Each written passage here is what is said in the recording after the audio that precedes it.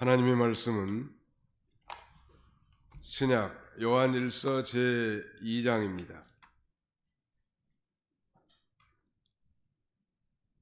요한일서 제2장 1절로 2절 두 절만 같이 찾으셔서 통독하겠습니다.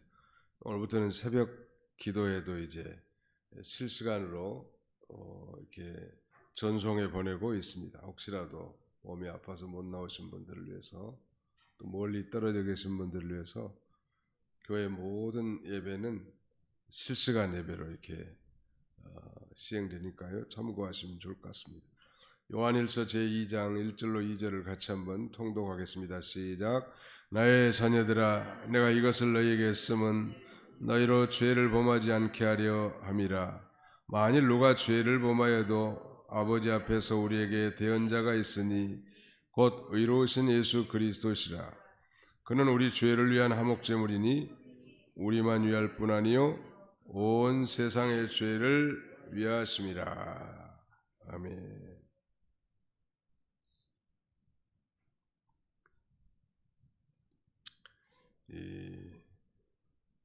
죄의 고백, 이런 제목으로 오늘 새벽에 말씀을 증거하고자 합니다. 교제에 대해서 우리가 계속 지금 살펴보고 있는데, 요한일서의 중요한 주제는 성도들과 하나님과의 교제입니다. 펠로십, 헬라말로는 코이노니아라고 합니다. 다른 교회에서는 헬라말 코이노니아라는 말이 거의 상용화되다시피 자주 쓰는 단어입니다. 하나님과 교제할 수 있는 그런 존재, 하나님이 아브라함을 벗으로 친구로 여기시고 상대해 주신 것처럼 예수 그리스도를 믿고 구원받은 하나님의 자녀들이 모든 죄를 용서받고 이제 당당하게 하나님 앞에 나와 제사장으로서 하나님 앞에 교제하고 자신의 문제뿐만 아니라 연약한 지체들의 문제들도 하나님 앞에 가지고 나와 간구할 수 있는 놀라운 특권이 우리에게 주어진 것입니다. 그러므로 형제들아, 우리가 예수의 피를 힘입어 성소에 들어갈 담력을 얻었나니 이 길은 우리를 위하여 열어놓으신 새롭고 산 길이요 휘장은 그의 육체니라. 예수님의 피를 힘입고 우리가 나온 거고요. 그러므로 긍휼하심을 받고 때를 따라 돕는 은혜를 얻기 위하여 은혜의 보좌 앞에 담대히 나갈지니라. 바로 우리는 이 새벽 제단에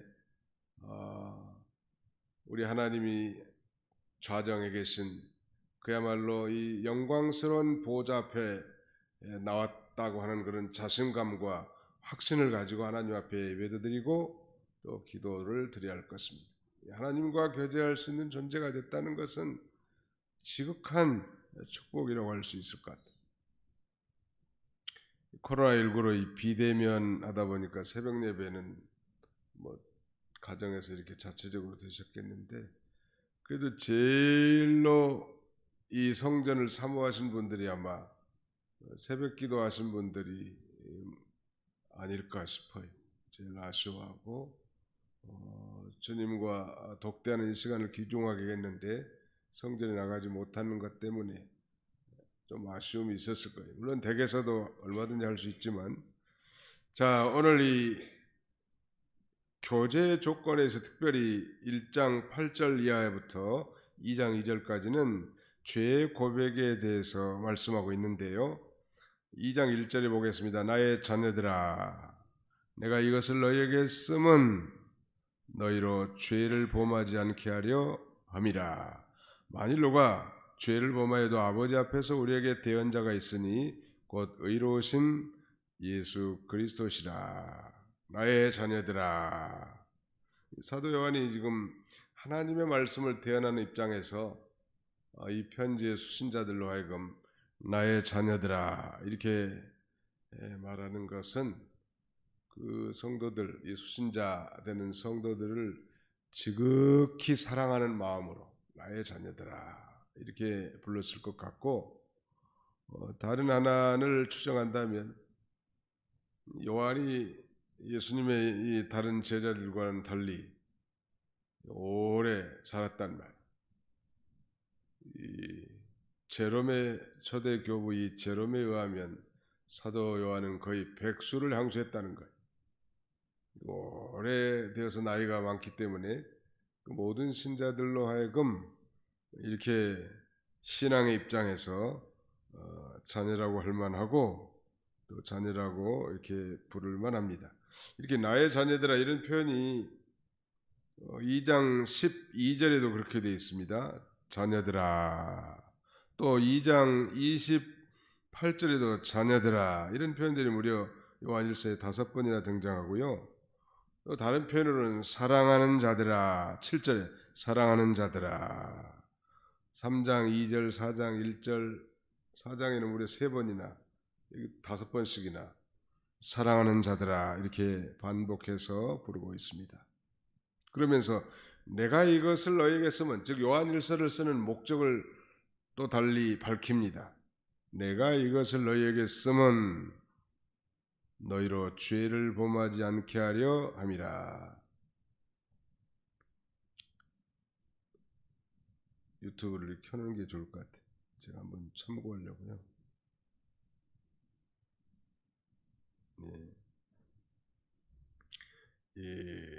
내가 이것을 너에게 쓰면 너희로 죄를 범하지 않게 하려 함이라. 사도 요한이 이 서신을 쓰는 목적을 밝히고 있는데요.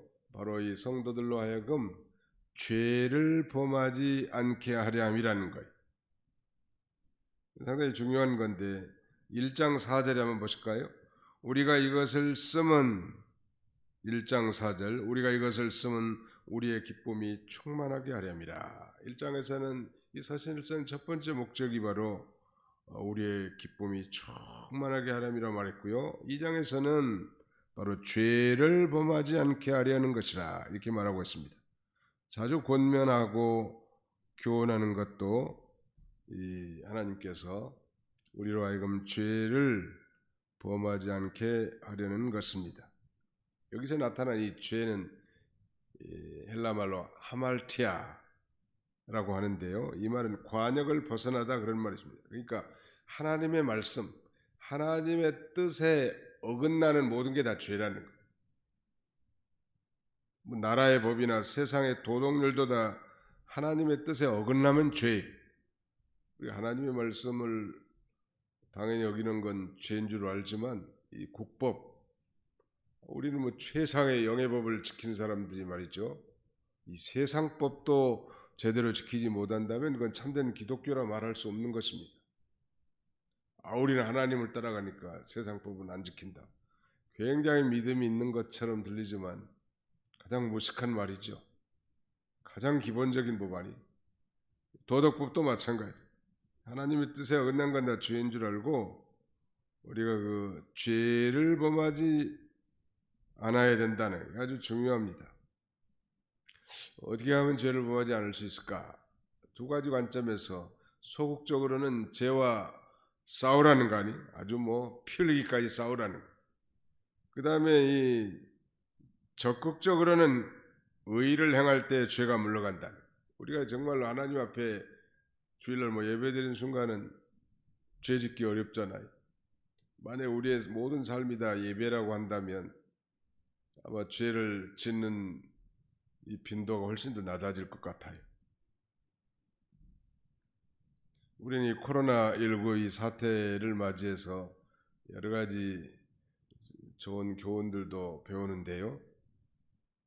정말 우리 신앙생활이라고 하는 건 예배당 안에서만이 아니고 이 세상 바깥에서까지 다 연장되는 것이로구나 이런 걸 많이 또 깨닫게 해주고 사실 우리가 일주일의 첫날을 하나님 앞에 구분해가지고 남은 엿새날과 다르게 하나님 앞에 바치긴 하는데 사실 그 첫날 온전한 예배를 통해서 나머지 엿새 동안도 예배의 삶과 거룩한 삶 하나님과 동행하는 삶을 살아야 되는데 그동안 뭐 저부터 시작해서 많은 사람들이 주일날은 다 정말 온 힘을 다하기 위해서 거룩하고 경건하고 의롭고 진실되게 하나님 앞에 예배를 드리면서도 일단 예배당 문 밖에 나가면 좀 자유롭게 살아도 괜찮은 마냥 이렇게 살았던 것을 이번에 이 비대면 예배를 통해서 정말 우리 예배는 주일날만이 아니고 우리의 가정이 예배고 우리 가족 식구들을 대하는 게 예배고 또 사회생활이 예배고 모든 이 세상 삶이 다 예배로 살아야 되는구나, 이걸 우리에게 깨닫게 해준 아주 중요한 비싼 체험을 했다고 할 수 있을 것 같아요. 되게 아무리 못된 사람이도 이 교회에 오면 뭐 거룩한 척, 경건한 척, 믿음이 좋은 척, 실제로 또 그런 자세로 드립니다. 근데 밖에 나가면 주차장에서부터 이제 뭐 싸우고 뭐 언제 예배 드렸느냐 할 만큼 이렇게 이중 프레이를 많이 하는데, 우리가 이번에 이걸 잘 배워서 우리의 삶이 곧 예배로구나, 이거 한 가지를 깨달았다면 참 비싼 대가를 치렀다고 할 수 있을 것입니다. 아무튼 적극적으로는 의를 행하고 소극적으로는 죄와 싸우라는,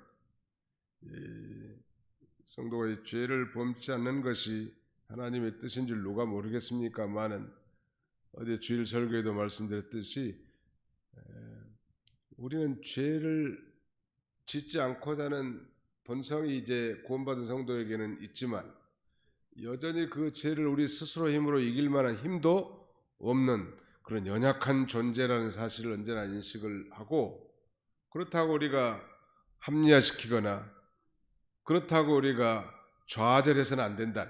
그때 누구에게 나가야 되겠는가? 거기 써져 있죠. 2장 1절 하반절에 만일 누가 죄를 범하여도 아버지 앞에서 우리에게 대언자가 있으니 곧 의로우신 예수 그리스도시라.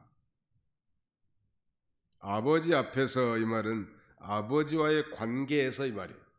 대언자는 바로 예수 그리스도시죠. 여러분 뭐 우리 자녀들이 잘못했을 때 아버지가 이제 매를 들고 치려고 하는 거예요.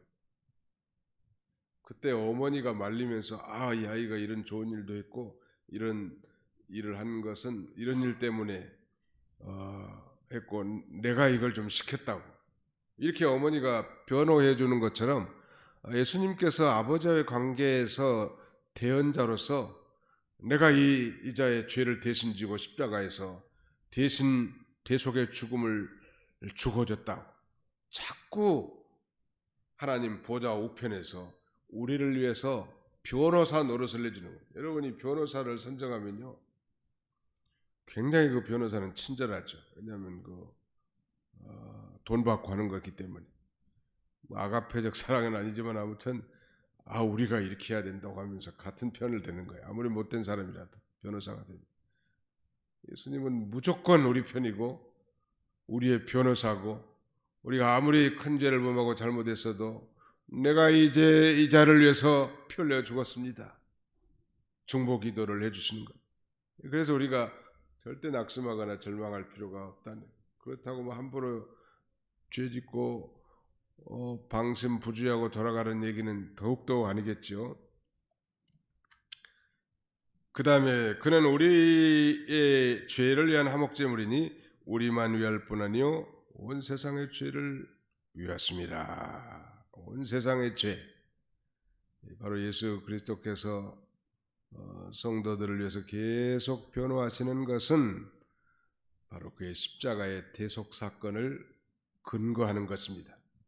그는 우리 죄를 위해서 화목 제물이 되셨는데 우리 죄로 인해서 하나님의 진노를 누그러뜨리고 제거시키는 그런 제물이 되어 주신 거죠. 예수님이 얼마나 감사하잖아요.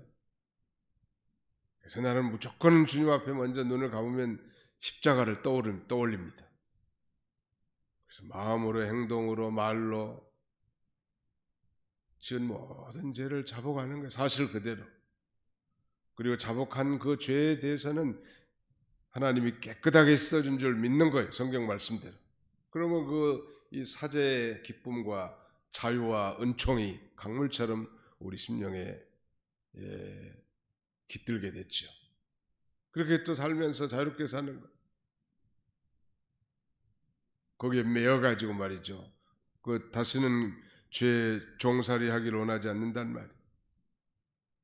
그는 우리 죄를 위한 화목제물이니 우리만이 할 뿐 아니요 온 세상의 죄를 위한 심이라. 온 세상의 죄를 위해서 화목제물이 되셨다는 건 뭐 만인 구원설이나 무제한 속죄설을 가리키는 건 아니죠. 바로 택한 백성 모두를 가리킨다고 할 수 있겠습니다. 성경에는 그런 표현들이 많아요.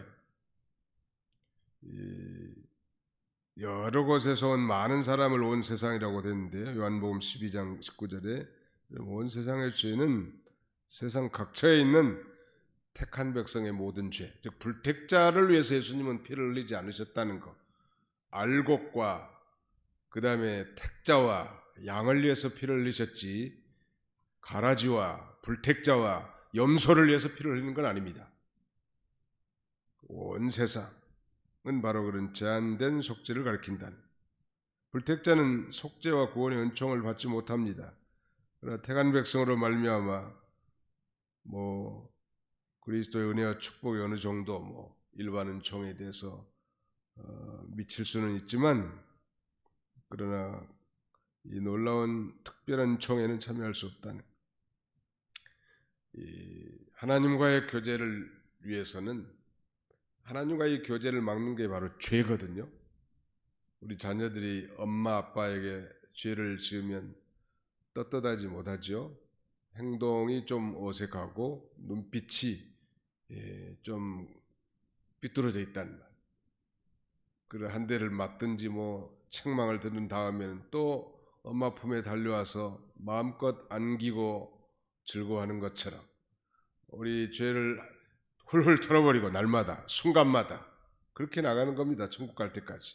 이를 위해서 예수님이 십자가에 달리신 거고요. 이런 그 죄의 문제가 해결되므로 하나님과 풍성한 교제의 삶을 사는 저와 여러분들이 다 되시기를 주님의 이름으로 축원합니다. 자비로